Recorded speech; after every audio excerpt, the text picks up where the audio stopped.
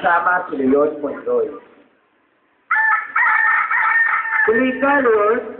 Maupo ka. Sa Bernina, nasan ang iyong mga kapatid? Nasa kusina po at tinutulungan si Ina ang maganda na pananghalian. At ang iba naman po ay nasa likod bahay at naglalaro. Si Pasiano ay inutusan ni Ina sa bayan. Nasisa, anak. Andyan ka pala. Maaari mo bang ikuha ng makakain ng ating bisita? At bakit tawag mo na rin sandali ang iyong ina? Opo, Itay.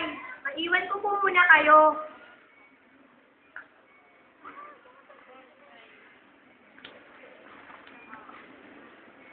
Eto po, kumain po muna kayo, Ama. Sandali lamang daw at lalabas din si Ina. Salamat, anak.